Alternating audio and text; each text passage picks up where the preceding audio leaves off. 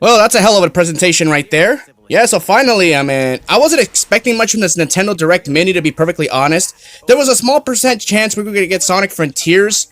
Well, the Switch version is getting one, so I said, alright, why not? Let's see what happened. So yeah, overall, everything looks solid. Now, I know the one thing everyone's going to say is, oh, the graphics look kind of inferior. Well, yeah, it's the Switch version. What'd you expect? But overall, the game looks pretty good, actually.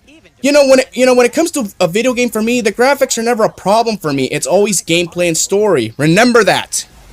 To a lot of you fucking naysayers who may not like the graphics on the Switch version, they're probably going to be 1080p at best, maybe 720p on handheld mode. So what? So far, what you're seeing right now, obviously, it's the as you're seeing cyberspace. Obviously, cool area. Obviously, you go there to get your key. Obviously, which you need to get the Chaos Emeralds, and you saw a glimpse of Green Hill Zone there. So overall, again, I mean, Frontiers, it's looking very ambitious right now. I'm not gonna lie. Compared to what we're seeing right now, and of course the final scene right there you see is a red ruby. It's either a red ruby or something is encapsulated. I can't tell. Speaking of that, let's discuss about this right now, actually, because I got information about that red crystal we just saw, similar to the Phantom Ruby. According to TailsChannel, the official descriptions for the hashtag Sonic and Sonic Frontiers new character is a sage. Yes, I'm not kidding you. In fact, here are the shots right now. If you could see them.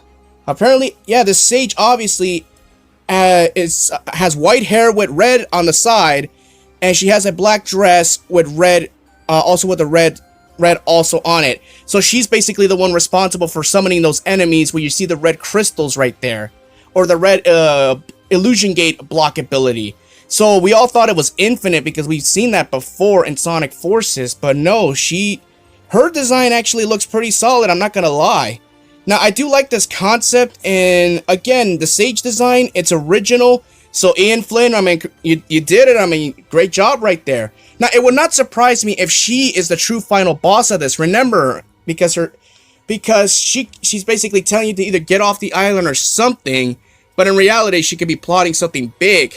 And this is not the first time that Sega's worked with sages, but this is Merlina obviously was a wizard. Obviously, she was basically your makeshift navigator, this and that, until the end when she betrayed you, got the scabbard, and turned her, and she became Dark Queen. At the end of the day, you had to be Excalibur Supersonic to defeat her, and then of course you got a great ending and all that.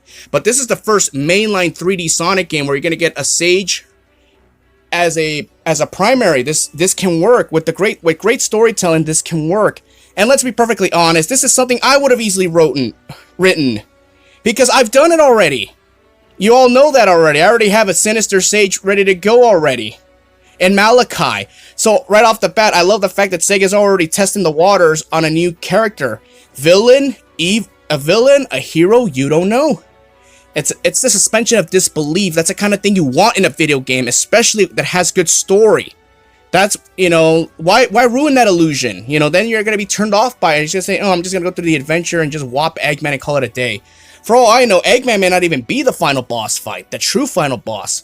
Maybe this sage might be the true final boss. We don't know that.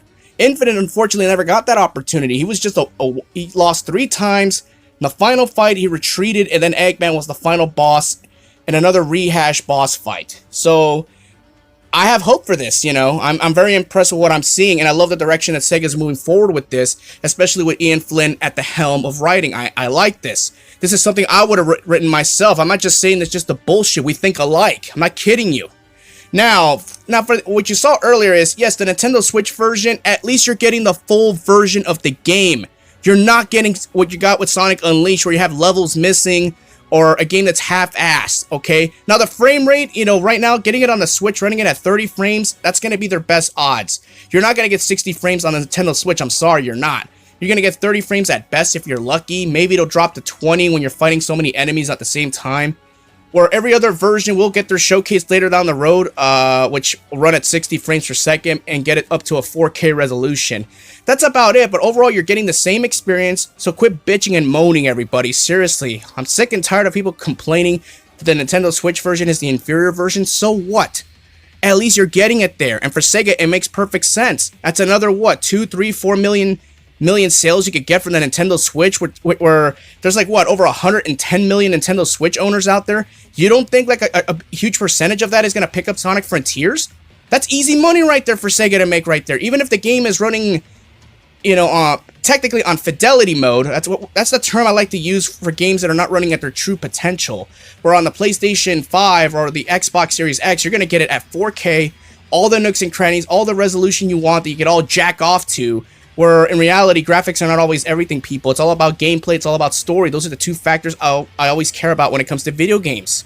I never gave a damn about the graphics, ever. I'd rather have a game run at 720p and have a great story and have fun gameplay as long as I have a great experience playing the game. Case in point, you know, the Sonic Origins collection. They're all classic games, but I enjoy playing the hell out of those classic games, especially now in widescreen because it's a lot of fun. It's a great way to kill some time too, no pun intended.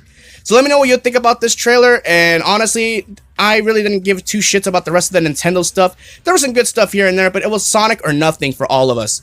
Alright, I gotta go. Peace out!